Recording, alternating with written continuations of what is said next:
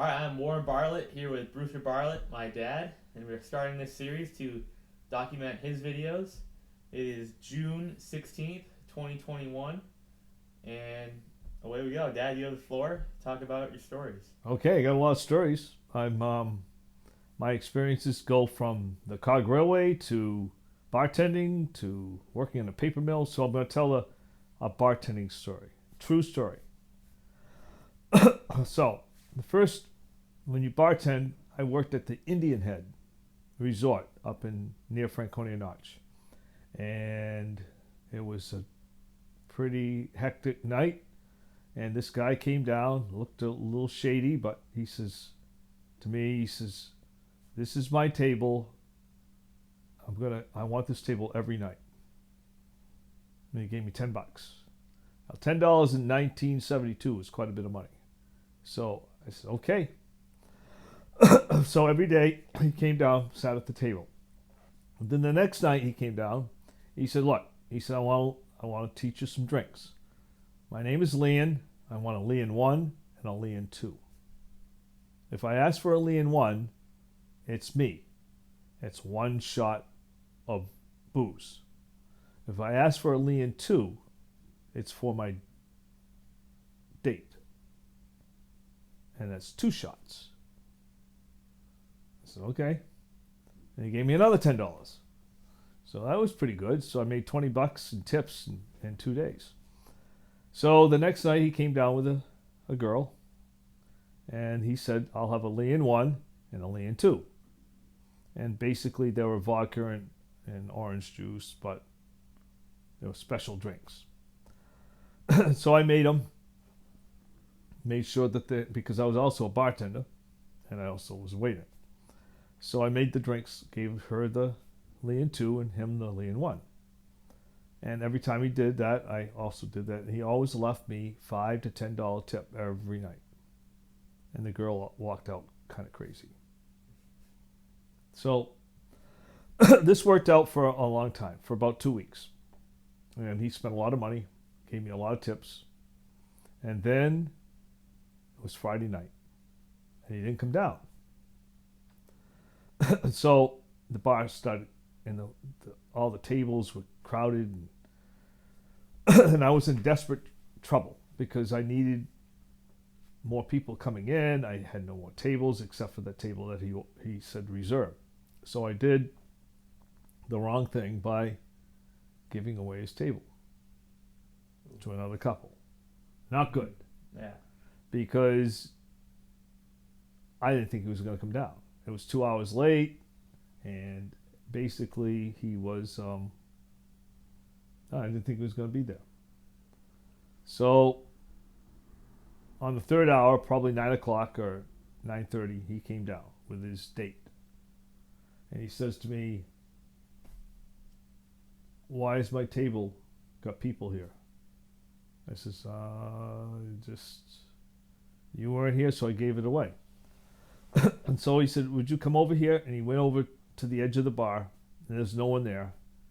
And he took out his gun out of his pocket, out of his coat pocket, and put it in my chest. He says, "The table better be ready in 5 minutes." I said, okay. So did you think anything of when he brought the gun, did you have any initial reactions to that? Yeah, I was going to get him the table real quick. So then I went to the couple, and I said, "You got to move." And I said, "I'll buy you drinks." So they left. I mean, they went to another table. Mm-hmm. And then he sat down, and I gave him the drinks. And then at the end of the night, he didn't leave me a penny, not 1 cent. Really? He was really pissed. Mm-hmm. And so he came down the next night, had his table, had his drinks, left. No tip. So that wasn't good because now I wasn't making any money off him, but that's okay. I'm still alive. And then the third night he came down and he says, "I'd like you to have the piano man," there was a piano bar, "play something dealing with death." Oh no. Oh no. I says, did I do something wrong? He says, no. He says, I just want to have something, a death song. I said, okay. So I went over there and he gave me $10, $15 and we got the piano man to play something, I don't know, some song that dealt with death. And so he left that night and never saw him again. He didn't come down the next night, and then we got word that he was up in Franconia Notch, with a sawed-off shotgun, just sitting on a rock. And in the open, or no, he was. I guess somebody reported him, and the police got him, and they took him away. And we had no idea who he was or what he was, and then they searched his apartment. They found some more guns. And found out later on, because it was real kept quiet, he was rushed, he was gone. They took him away somewhere, the police. And we found out later on that he scammed the mafia in Connecticut. Wow. So what he did was he took money from the apartments that were being rented, and he took all that money and scammed it and brought it up to New Hampshire. Right. He got word that they were after him. Yeah, they're coming after him. They're coming after him, so that's why he was prepared with this sawed-off shotgun, and he had another pistol or whatever with him. And from that time on, that was it. That was the end of the story. But that's how I almost had a bullet in my chest. You almost got shot. Yeah, if I didn't give him that table, I probably would have been. So that was pretty hairy. That was a pretty hairy thing. But I did make some money off him. But also, never give the table away if somebody's. Right.